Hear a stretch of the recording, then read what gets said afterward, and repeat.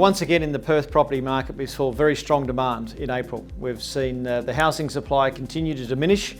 We've got only about 6,500 properties for sale, and things are selling very quickly. On average, properties are selling within 14 days.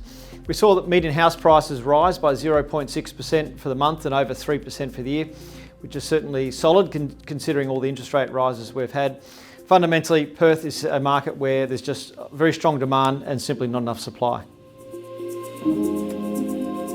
Also in the rental market, we're seeing challenges where supply is certainly not keeping up with demand. Our vacancy rate hovers near all-time lows of 0.7%.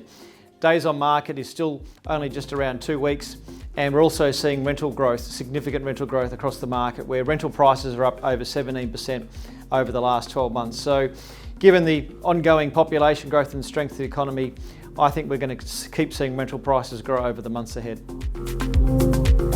One of the fundamental drivers of property prices is population growth. We've now seen in the federal and state budgets significant uplifts in their forecast for the amount of people coming into Australia.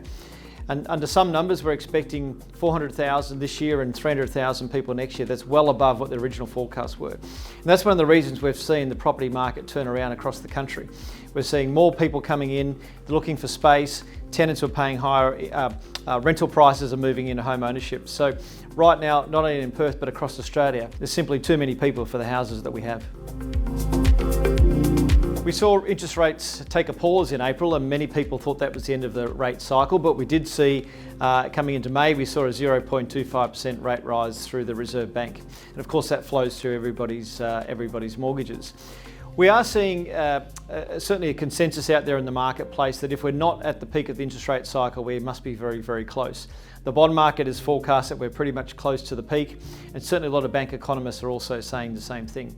The good news is that for property investors, it can give us some level of confidence. Certainly there's no guarantees, but we can feel confident that if we're buying investment property or even buying a home, that the peak of the interest rate cycle is nearly here, if not here already.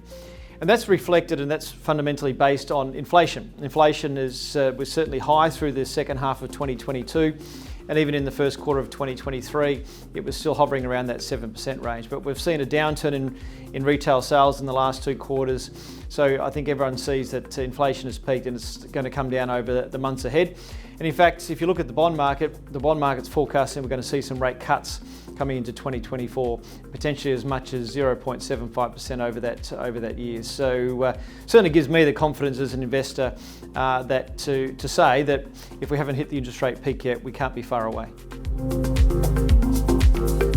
Well, we certainly did see both at this federal and state level in their budgets that there is an understanding that we do have a severe housing shortage across the country. So there were some policies and programs around that. On the federal level, there was certainly some encouragements to get more trades into and trade skills into the market, into the country, so that we can build more homes. There was some allocation of funding for some additional social housing in the state budget. And we also saw in the state budget an extension of the off-the-plan rebate to encourage people to buy properties off the plan, which will certainly help get more construction underway. So there are certainly some encouraging signs in both budgets, but fundamentally it's going to take a long time to turn around the ship. These aren't going to have significant changes overnight to the market, and it's not going to change the situation we're in right now where we have too much demand and not enough supply. In April, we saw a number of suburbs perform particularly well. The top performer was Victoria Park, up 3% for the month. We also saw Coonton up 2.8%, Eglinton in the far northern coastal areas up 2.7%. Also up that way, Quinns Rocks did well at 2.4%, and also similarly up that way, Ocean Reef up 2.1%. So certainly the northwestern coastal corridor did particularly well. Other suburbs that performed well included Dawesville, Stirling, Golden Bay, Bentley, Yokine, and many other suburbs across Perth certainly performed well in April. Right now, with such a shortage of supply, we're seeing very strong competition for good quality properties, particularly homes within that 20 to 25 kilometre radius. They're seeing multiple offers, anywhere from 2 to sometimes as many as 15 offers in the first weekend when a property is available on the market. The days on market is short, there's very strong buyer demand, and we haven't seen stock this low in over a decade. So certainly that tells me that as we come into May, June, July and onwards, with that population growth we're seeing and the shortage of stock, I'm still very optimistic that prices are going to continue to rise in Perth.